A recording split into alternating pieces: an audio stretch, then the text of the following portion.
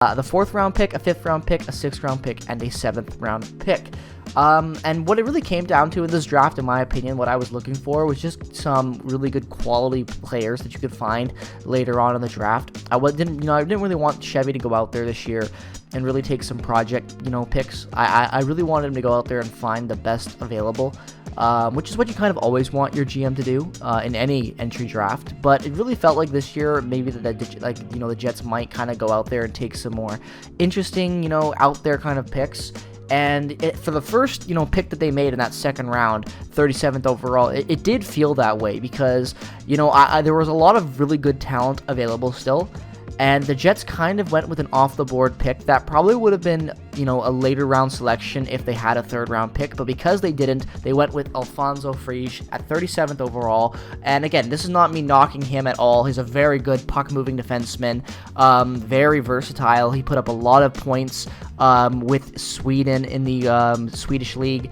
And he played pretty damn well in the international tournament as well, along with the World Juniors. And a very good prospect nonetheless. But this is just one of those guys where it felt like you probably could have got him in the 3rd round if you had a 3rd round pick. But the Jets didn't, so they went with the guy that they liked.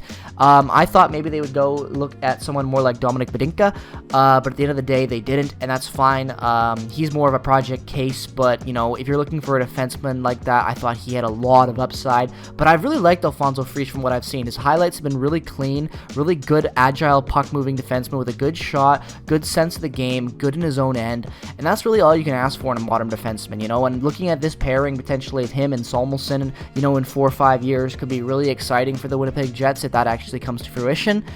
So I'm happy with this pick. I think that it was a good one. It's an interesting one, and I think it could have a lot of upside in the near future for the Winnipeg Jets. Now, the Jets weren't done just with that. Chevy made some trades. He made a trade to acquire the 109th pick in the draft, trading up a couple of picks to select Kevin He from the Niagara Ice Dogs. Now, the Niagara Ice Dogs weren't necessarily a very good team this year, but Kevin He, on the other hand, was a very good player for them. He led the team in scoring, and he, honestly, he looked pretty damn good for a lot of the times. And he also becomes the highest round drafted Chinese-born player in NHL history, which is also a really good, cool accomplishment for him and his family. You gotta love that. But he put up some really good, impressive numbers. 31 goals in 64 games this past year in the OHL, 21 goals in his rookie year in the OHL with the Ice Dogs. He's just looking like a really interesting prospect. And again, I like when the Jets take players that are playing in Canadian leagues.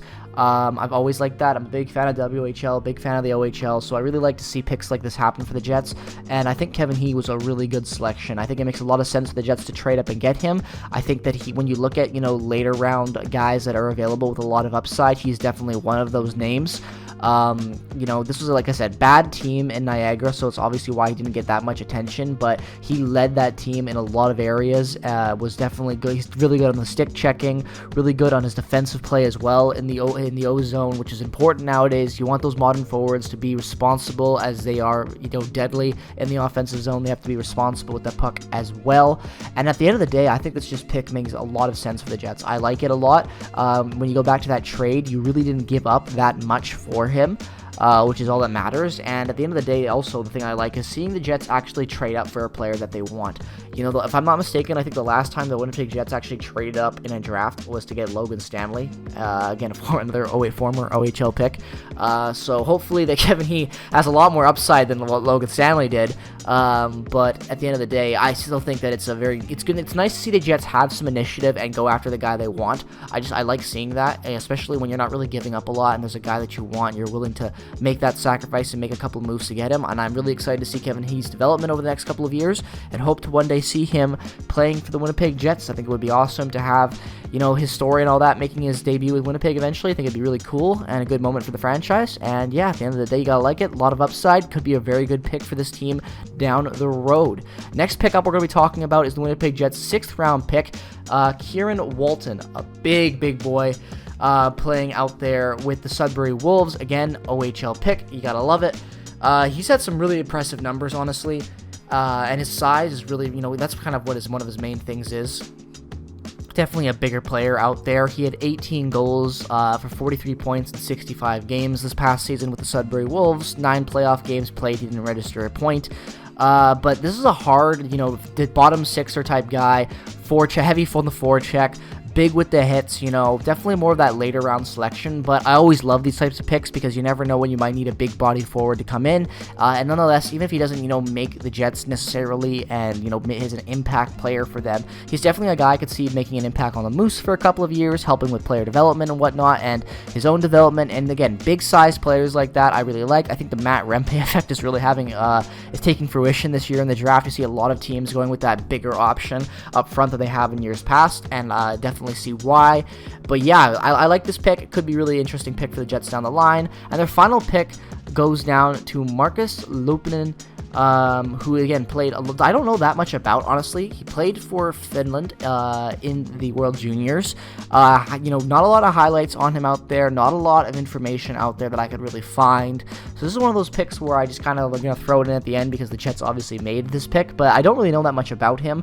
His stats, aren't anything that scream amazing all-star for me in the future. But again, later round selections usually don't go that way. I know a lot of Jets players have, been pretty good in the past, but, it's just, his numbers aren't, they're good, but they're not fantastic. And I don't know, I just don't know that much about him, so I'm not going to speak too much about it. We're going to have to wait and see with his development. But yeah, that's nonetheless an interesting pick for the Winnipeg Jets, selecting a Finnish player in the later rounds there. But at the end of the day, kind of just to recap this draft, it was one of those ones where I wasn't really in tune with it this year because the Jets didn't have a first-round pick.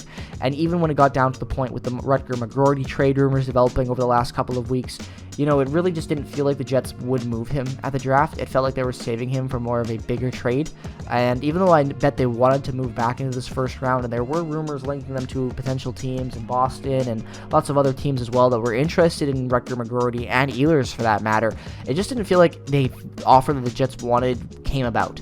And, we know how picky Chevy can be. No one saw the PLD swap to the LA Kings last year. Everyone thought it was going to be Montreal or something like that because of the leverage situation. But the Jets ended up finding themselves in a really good spot and getting the best return there. So I think that's what Chevy's doing right now. He's looking for that massive impact trade where he can get the most value for the players that he currently has. Obviously, we've seen that Rutger-McGroarty would not be attending trading camp soon, so we're going to have to wait and see what happens there. But with free agency starting tomorrow, it's going to be a very interesting day. Did the Jets finally go out there and make a splash on free agency that'll actually benefit their team more than a Dmitry Kulikov signing? I don't know. We're going to have to wait and see. So make sure to subscribe to stay up to date with all things Winnipeg Jets hockey. Follow me on Twitter, Instagram. Check out all the other links down in the description below. Peace and positivity as always. Go Jets, go! I'll see you guys in the next one. It'll all be over. It'll all be over.